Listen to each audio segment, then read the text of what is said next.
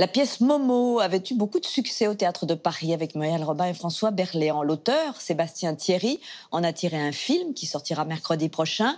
Et il a cette fois demandé à Catherine Fro et à Christian Clavier d'incarner ce couple sans enfant qui voit arriver chez lui un étrange garçon sourd-muet qui prétend être le fils du couple. Une comédie touchante, mais qui pose aussi la question de la différence. Alexandra Roux a rencontré Christian Clavier.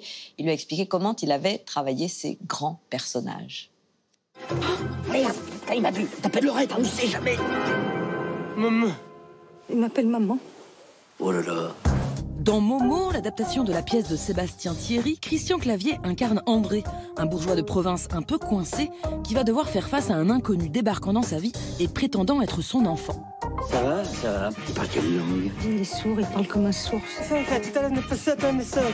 Si ces derniers temps, il enchaîne des rôles d'hommes plus proches de lui, Clavier, c'est un peu notre clown caméléon qui a marqué la comédie française. Je suis un acteur qui aime bien se changer, qui aime bien les costumes, qui est un acteur dit de composition. Et en même temps, je joue beaucoup sur moi. Alors les deux réunis font ça. De Jacouille la fripouille au nerveux Jérôme dans Les Bronzés, la dépressive Katia dans Le Père Noël est une ordure ou encore le très gaulois Astérix, Christian Clavier a sans cesse créé des personnages devenus cultes. Revenons avec lui sur cet album photo. C'est un médecin qui est sûr de lui, il a une forme de science par rapport aux autres, donc il s'affirme beaucoup en permanence grâce à cette science qu'il a acquise. Donc c'est un personnage assez touchant parce qu'en fait il est à la fois ridicule et en même temps très sûr de lui, ou probablement peu sûr de lui. Mais voilà, c'est un ensemble, c'est marrant. Mais bouffez-le, moi j'ai pas vous dire, moi bouffez-le. Ça c'est les Bronzés, bon évidemment, ça c'est notre démarrage, le Splendide, c'est ces années absolument magnifiques. De rire, de plaisir, d'énergie, d'espoir, de tout. Ouais, c'est extra. C'est devenu culte parce que vous y avez trouvé quelque chose qu'on a ressenti, nous, pendant des années et qu'on ressent encore. Splendide, c'est à part.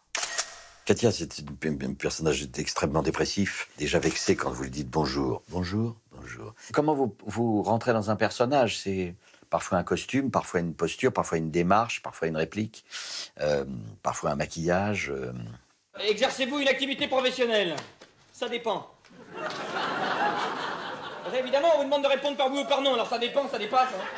Je crois que c'est quelqu'un qui est extrêmement à fleur de peau, d'une sensibilité extrême et qui se vexe tout le temps, qui est au bord de la paranoïa, voilà. Donc c'est comme ça que je l'ai joué. Michel Taupin, voilà.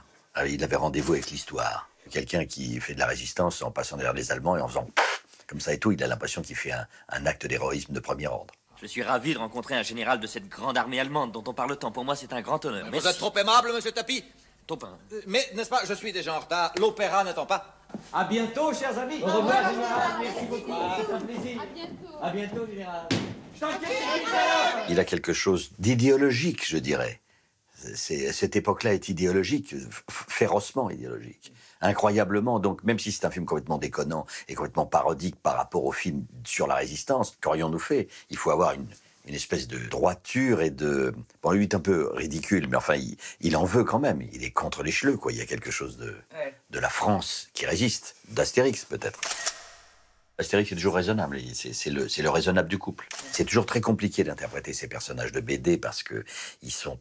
Psychologiquement, il n'y en a pas de psychologie. Et vous êtes dans une feuille de papier, donc il faut trouver sa place. Donc évidemment, le rapport avec les partenaires, et avec Gérard Depardieu notamment, est fondamental. Il faut que vous présentiez des personnages qui existent et que les gens aient le sentiment d'avoir rencontré. Jacouille la fripouille, ça c'est vraiment la créativité la plus pure. Ça c'est le personnage qui m'a le plus amusé parce que j'ai pris son look sur un tableau de Bruegel, sur une noce des paysans. Donc c'est une espèce de grande noce à la campagne. J'ai trouvé ce personnage-là, de la coiffure et comment il était habillé. Et à partir de là, j'ai inventé complètement cet écuyer, ce souffre-douleur de son seigneur, qui lui est entièrement dévoué, mais qui en même temps souffre un peu, et qui reste aussi ce Français qui vient du bas et qui existe. Ah, j'ai perdu l'habitude de nos folles chevauchées dans la lande. Tu souffles comme un chien.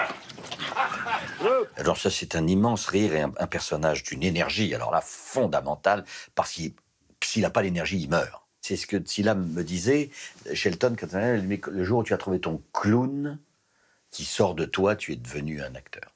Donc lui, c'est pas moi dans la vie, mais c'est un personnage qui sort de moi. Alors, elle avait raison, elle a tout à fait raison. Va-t'en, le gueux!